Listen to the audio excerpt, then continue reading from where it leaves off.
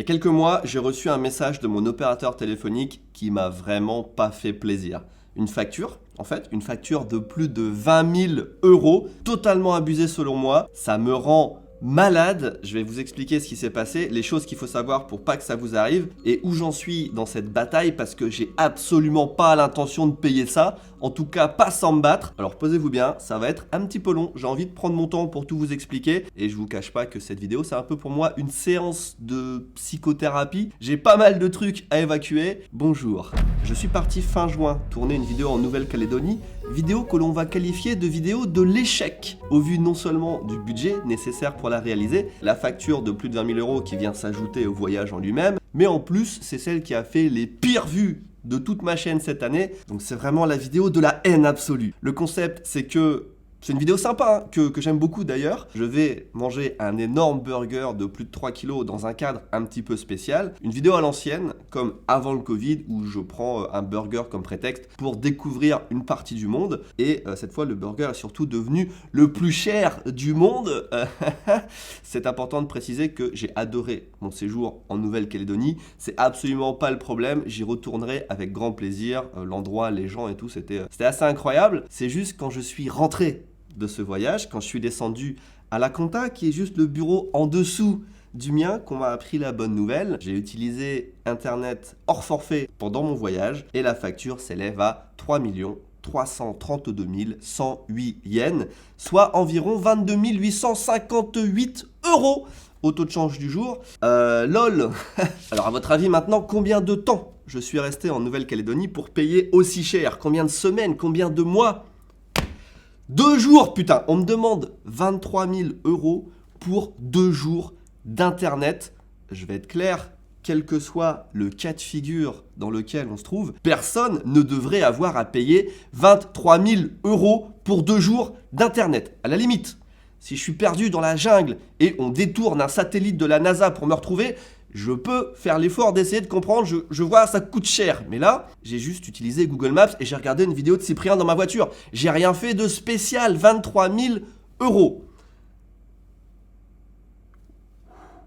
Zen, on va rester zen, on est au Japon, on se calme. Je suis arrivé en Nouvelle-Calédonie tard le soir et je suis reparti le surlendemain soir. Donc ça fait à peine plus de 48 heures réparties sur 3 jours différents pour être plus précis. Le premier jour, mon avion arrive à l'aéroport à 21h05. Je récupère mes bagages, je récupère ma voiture de location, je vais jusqu'à l'hôtel qui se trouve à peu près à 45 minutes, 1 heure de l'aéroport et pendant ce temps-là, en à peine 3 heures, entre 9h05 et minuit, ils ont réussi à me facturer plus de 2000 euros d'internet. Mais comment est-ce possible?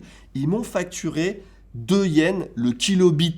Oui, on ne sait pas trop ce que ça représente 2 yens le kilobit, mais pour vous donner une idée, rien que le fait d'afficher cette photo, ça me coûte 22 euros. Elle vient de Mars la photo ou quoi? 22 euros pour afficher une putain de photo sur internet. Ça me rend fou, ça me rend malade. C'est juste pas possible ce genre de tarif.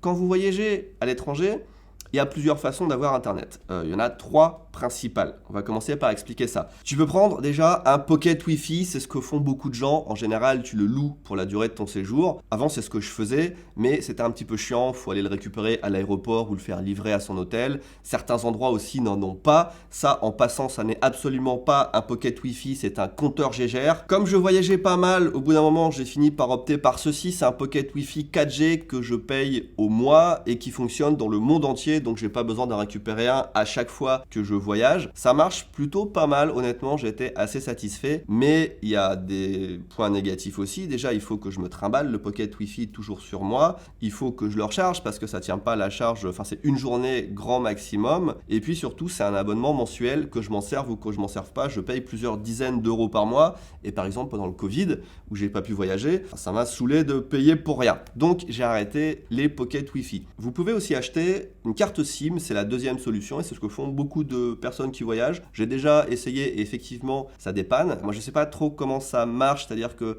si j'ai pas une connexion illimitée, est-ce que je dois reprendre une carte SIM si je dépasse le forfait, etc. Je sais pas trop.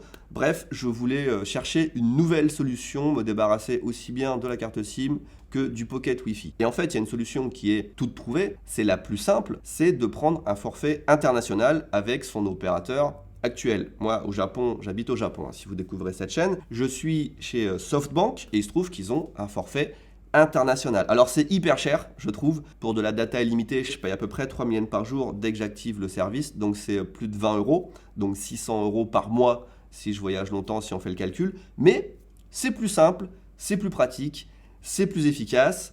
Et c'est comme ça que je me suis retrouvé à payer une facture de plus de 20 000 euros parce que l'endroit dans lequel je me suis rendu n'était pas couvert par ce forfait international que j'ai pris exprès, bien sûr. Je vais évidemment vous en dire plus et vous dire surtout pourquoi ça m'énerve autant.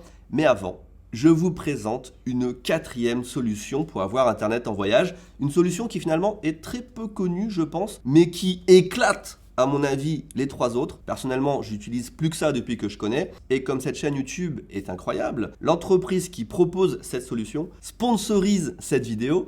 Et même plus que ça. À la base, en fait, c'est juste un abonné qui voit qu'on est en galère et il nous propose une solution. Il travaille chez Transatel, qui est une boîte française, qui a un service qui s'appelle Ubigui, qui te permet tout simplement de prendre des eSIM, c'est-à-dire des cartes SIM virtuelles qui ne sont pas physiques et tu peux voyager un peu partout dans le monde. Il couvre 190 destinations en ce moment et du coup, je l'ai testé pour moi quand je suis parti en Corée, quand je suis parti en France et surtout au Japon. En fait, c'est hyper simple. Tu as juste à mettre une appli, l'appli Ubigui. Ça va te permettre d'installer ta eSIM et tu vas la garder pour tous les voyages que tu vas faire. Il faut juste que tu choisisses l'offre qui convient à la destination où tu veux aller. Ça marche avec quasiment tous les téléphones qui sont pas trop vieux. Dans les paramètres, tu as le choix de rajouter plusieurs cartes SIM et tu choisis celle que tu veux utiliser. C'est tellement simple que toutes les autres solutions vont disparaître, c'est obligé. Par exemple, si tu veux aller au Japon, tu peux prendre 10 gigaoctets de données pour 16 euros. Honnêtement, ça te fait bien 1 ou 2 semaines de data. Et si d'aventure, tu n'as pas assez de data, tu recharges et tu n'as jamais de mauvaise surprise. Tu ne peux pas dépasser, tu ne peux pas payer plus. En plus, c'est de la bonne connexion, ça inclut la 5G quand c'est disponible. Bref, c'est trop bien. Donc, en discutant avec l'équipe, on a décidé de faire un partenariat. Déjà parce que j'ai une facture de bâtard à rembourser apparemment, mais surtout parce qu'il faut que les gens connaissent ce système de eSIM. C'est une boîte française qui fait un truc bien, donc mettons ça en avant. Et c'est la première fois d'ailleurs qu'ils acceptent de sponsoriser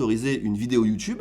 Merci pour ça, merci de me faire confiance. Et en plus, je m'aventure à dire ça, je sais pas si je devrais parce que c'est un peu tôt, mais si on ouvre comme prévu l'hôtel ici Japon en début d'année prochaine, ils seront certainement partenaires sur le projet pour fournir gratuitement de la data à nos clients. Donc merci pour ça, c'est juste trop bien. En attendant, et c'est pareil, c'est la première fois qu'ils font ça, vous avez 10% de réduction sur votre eSIM et vous pouvez déjà regarder comment ça marche, vous pouvez déjà l'installer, préparer votre voyage. C'est ça aussi le côté pratique. Tu peux tout installer, tout préparer avant de partir en voyage. Comme ça, quand tu arrives dans le pays, tu as juste à appuyer sur un bouton et tu as Internet et ça marche bien, on est content. Vous savez, je vous en parlerai pas si c'était une solution claquée, c'est vraiment trop bien. Et j'ai rencontré l'équipe en France d'ailleurs, ils sont trop sympas. C'est rare d'avoir un partenariat aussi cohérent sur YouTube, donc j'espère que vous allez essayer, que vous allez aimer et qu'on va pouvoir continuer à travailler avec eux. Retour sur mon coup de gueule, je vous raconte ça plus en détail. Je prends donc un forfait international chez mon opérateur téléphonique parce que j'en ai marre des pockets Wi-Fi et je veux pas acheter une carte SIM à chaque fois que je voyage. Au début, honnêtement, j'étais un petit peu anxieux parce que j'ai déjà entendu parler, comme tout le monde, de ces histoires de gars qui se retrouvent à payer des milliers d'euros à l'étranger. Et moi, je suis un petit peu parano de ça d'ailleurs. À chaque fois que je voyage, mon premier réflexe, c'est de couper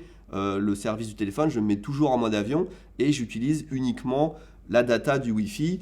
Et si j'ai une carte SIM étrangère, je ne me fais pas trop de soucis parce que c'est pas ma carte SIM japonaise. Mais là, en l'occurrence, avec ce nouveau service, j'ai ma carte SIM japonaise dans le téléphone et je ne désactive pas le mode avion. Donc, je ne suis pas 100% serein. Avant mon premier voyage, du coup, avec ce nouveau forfait, je les appelle pour être sûr de comment ça marche. Je contrôle bien si la France est inclus dans le forfait parce que le premier voyage que je vais faire avec ce forfait, ce sera en France, à Paris. On me rassure sur tous les points et je pars en France, effectivement. Tout fonctionne très bien, je suis rassuré, pas de mauvaise frayeur, etc. Ça, c'était en mai et le mois d'après, en juin, je pars donc en Nouvelle-Calédonie. Et pour moi, comme un con, la Nouvelle-Calédonie, c'est la France.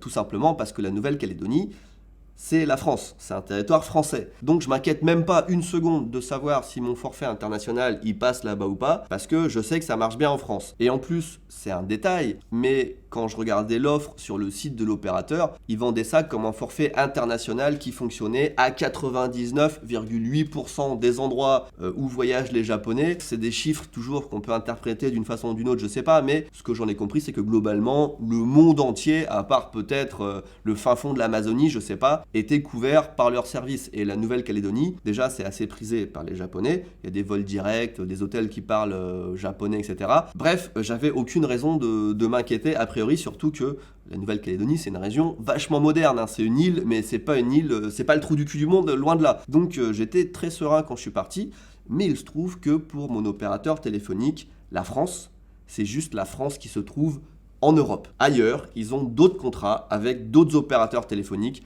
c'est pas du tout les mêmes bails, et ça, j'en avais aucune idée. Enfin, je veux dire, d'où j'aurais peut-être pu en vrai réfléchir et me dire c'est pas dans la même zone géographique, mais j'y ai pas pensé une seconde. Pour moi, la Nouvelle-Calédonie, c'est la France, point, c'est les mêmes conditions. Mais non. Donc je résume, la Nouvelle-Calédonie où je vais ne fait pas partie de la France, mais non seulement ça, ils font partie des 0,2% des endroits dans lesquels mon forfait ne fonctionne pas. Quelle chance, avec leur tarif de bâtard en plus. Ah, c'est pas de bol, hein, c'est vraiment pas de bol. Mais après, bon, j'admets que vraiment j'aurais dû me renseigner plus aussi. Si j'étais pas toujours dans le rush de devoir sauter dans l'avion à la dernière minute, si je préparais pas mon voyage un petit peu toujours comme ça à l'arrache, ou si j'avais quelqu'un qui s'occupe pour moi de préparer mes voyages, de vérifier que tout est bien en ordre, sûrement c'est un problème que j'aurais pu éviter. Surtout que quand j'active mon forfait, quand j'arrive à l'étranger, SoftBank m'envoie un message pour me dire que mon abonnement n'est pas couvert dans la zone où je suis et que je suis hors forfait. Ils me préviennent, et en plus ils me préviennent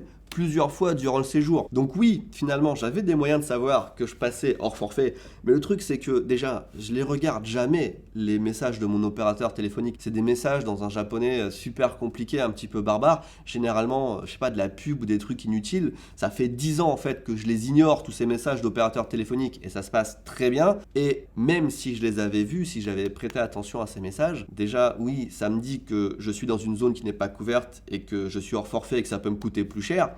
Mais j'ai aucune idée du tarif que ça va me coûter. Jamais je peux imaginer que ça peut coûter aussi cher. En plus, avec mon ancienne méthode là, que j'ai utilisée pendant peut-être 2 ans de mon Wi-Fi international, quand j'avais pas de forfait, j'avais pas d'internet, point. Il n'y avait pas de bail où oui, tu n'as pas internet, mais en fait tu peux l'avoir quand même si tu payes extrêmement cher. Donc j'étais un petit peu formaté à ce genre de truc. Je m'étais jamais dit en fait, s'il n'y a pas internet, je vais passer en mode roaming ou je sais pas quoi et je vais payer des frais de bâtard. Là, je sais que pas mal d'entre vous vont se dire mais vieux, c'est ta faute, hein, il fallait être plus attentif, t'aurais dû mieux te renseigner et c'est pas faux. C'est pas faux, j'aurais sûrement pu éviter de me retrouver dans cette situation. Mais même mettons-nous dans la situation où je vois ces putains de messages qui me préviennent que je suis hors forfait.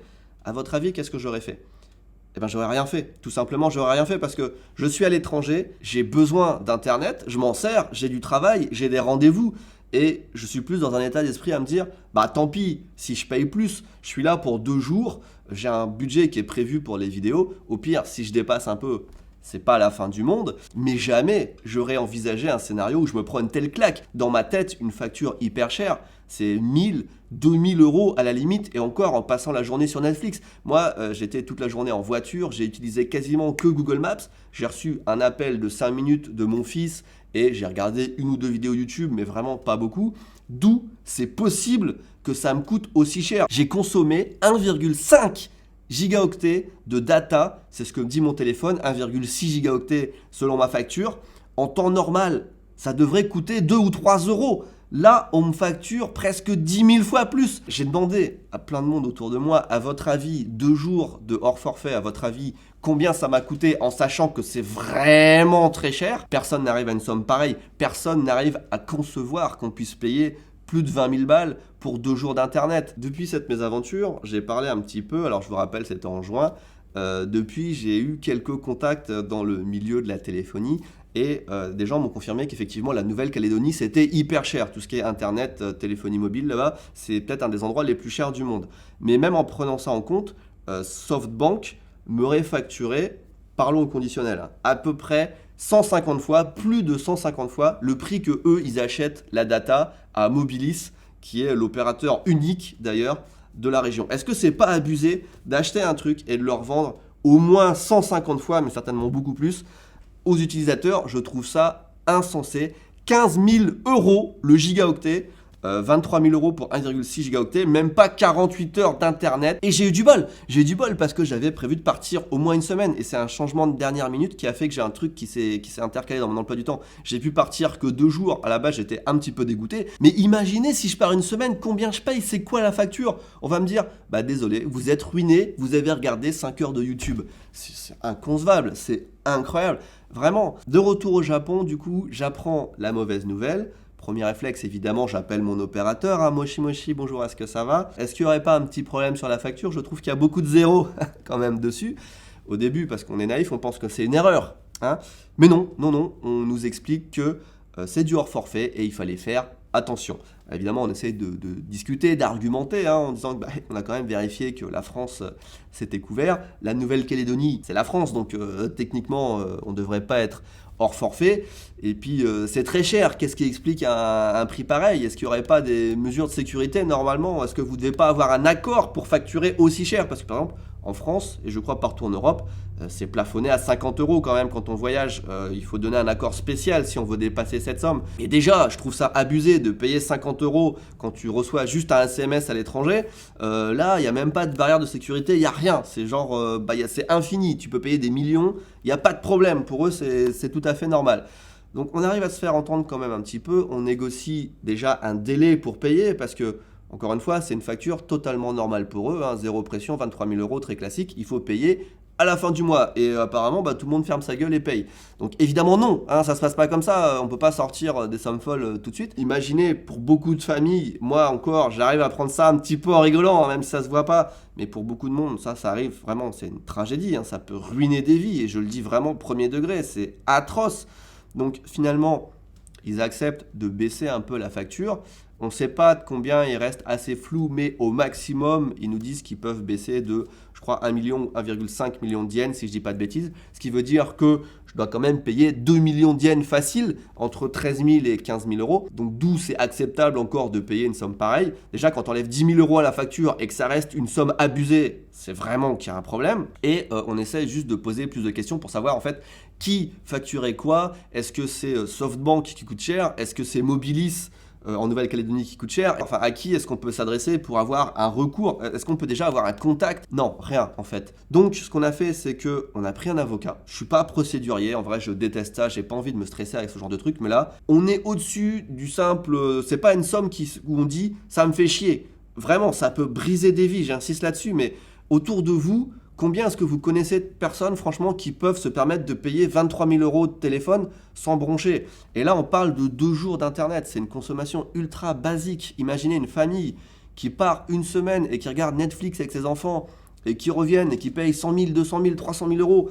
Est-ce que c'est logique de faire ça? Non, vraiment, c'est pas humain. Là, je voyageais pour le travail, j'ai une entreprise qui fonctionne plutôt bien, c'est ma boîte qui va payer la facture, c'est même pas moi, et ça me rend fou déjà, parce que mettre 20 000 euros de côté pour une petite entreprise, c'est pas si facile, mine de rien. Alors imaginez, si c'est quelqu'un qui a pas beaucoup d'argent de côté, si c'est une famille, la facture, elle est tellement disproportionnée par rapport à ton inattention de départ, c'est une honte en fait, c'est une honte. Tu devrais penser que tu as un système qui peut briser des vies à tout moment. Ça me rend fou. Voilà, ça m'énerve, ça devrait pas exister, ce genre de choses.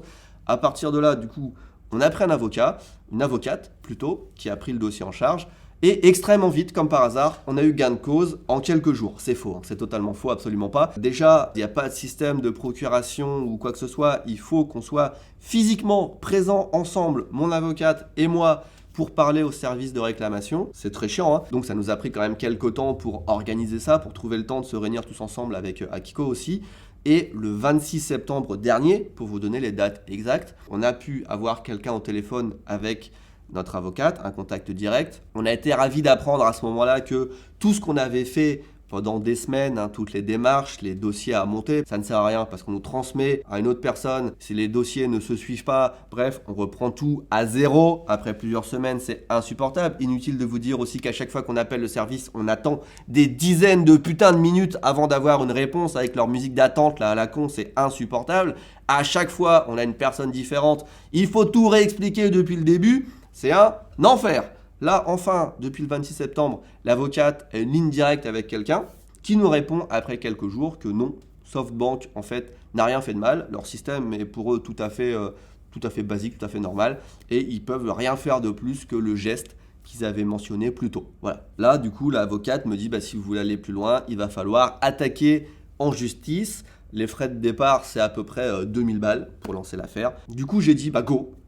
On verra ce que ça donne. Je suis plus à ça près, en vrai. C'est pas une question d'argent, en fait, c'est plus une question de principe. Et là, j'ai pas envie de vivre dans un monde où je me fais marcher sur les pieds, où on me prend pour une merde. J'ai pas envie d'avoir le sentiment que on me prend pour un con.